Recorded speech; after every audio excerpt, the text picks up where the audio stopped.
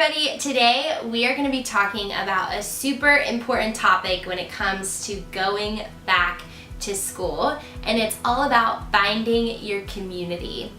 I think all of us had this expectation or felt this pressure when we started school that we were going to find our best friends the first week of college. You know, the friends that were going to be our bridesmaids in our wedding and we'd be taking family trips with for years and years to come. But the truth is, I think that oftentimes you don't find those best friends that first week of school, and it really actually takes a long time. But so many of us let this pressure kind of force us into friendships that aren't exactly healthy or life-giving or Christ-centered because we're so afraid of being alone.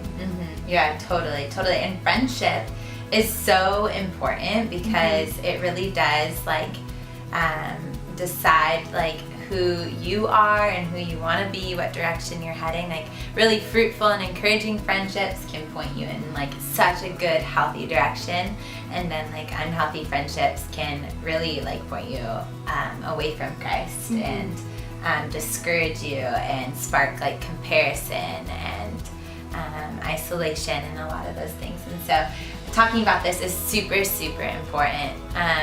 We have 3 questions that we really want to ask you that hopefully will spark some thought and reflection in your own life when it comes to community. So the first one is, what are your expectations when it comes to community? Are you expecting your community to be your, like Mac was saying, your wedding party, the ones that are going to be with you forever and always? Are you expecting just this big group of BFFs that you had in high school, or that you've seen on Instagram or whatever it is? Just checking your expectations is really important because they can really lead us in the wrong direction. Yeah, it's so good. And then I think the second question to really think about is, when it comes to finding community, are you getting outside of your comfort zone? I think so many of us just expect community to find us and to fall in our lap. But oftentimes, if you're looking for a certain type of community, if you're looking for Christ-centered friendships, then go to places that would foster those types of community. So maybe it's trying a new campus ministry, maybe it's going to Delight, maybe it's going to a church. And instead of kind of letting your community shape the things that you do in college, instead let the things that you do in college, the things that you pour your life into, shape your community. Because if you're doing that, you're gonna find those friendships that are so sound and encouraging, and honestly will point you back towards Jesus just time and time again. Yeah, that's so good. I talked to somebody recently who's in college, and she said that she joined, I asked her, I was like, so what things are you involved in on campus? And she said she joined the Chocolate Milk Club.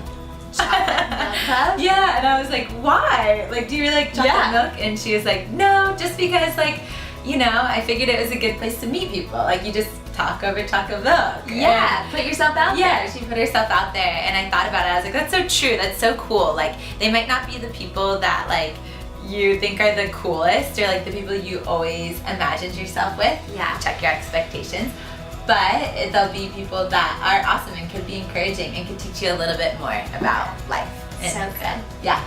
And then that third question to really think about is, are you pursuing friendships? Kenz and I always talk about that we actually didn't become friends until our sophomore year. We kind of ran into each other one night at a worship night at the end of freshman year. We knew who each other were, and we both kind of had this moment, I think, where we looked at each other and were like, oh, this is the type of person that I really want to be friends with. And we could have left it at that and awkwardly said hi to each other every time we saw each other after that, but instead we decided, I can't remember who asked you, but we asked each other to dinner basically for the last night of freshman year. And then I so vividly remember the summer, because it was the last night of freshman year, that summer Ken's texted me 3 or 4 times throughout the summer and just said hey, I've been thinking about you and praying for you, and I just want to let you know that I'm so excited to be your friend when we get back to school. And I remember thinking, oh my goodness, this girl really wants to be my friend, and it made me feel so seen and loved and known and honestly pursued as a friend. And so when we got back to school, we both like immediately made the effort to hang out with each other, and it set us up on a journey of being lifelong friends. And look what God has done with this friendship and how much purpose He's given it. So ask yourself the question, like, are you pursuing friends?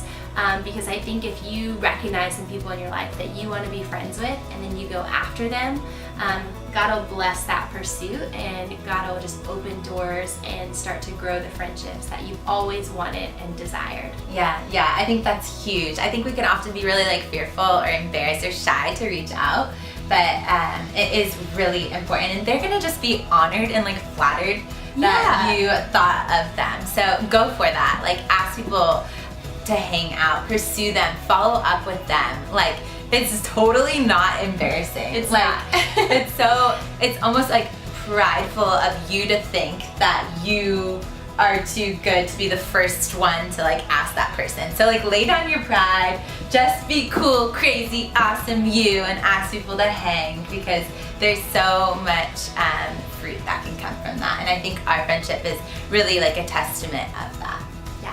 So pursue friendships, pursue community, get outside of your comfort zone, and check those expectations. You got it.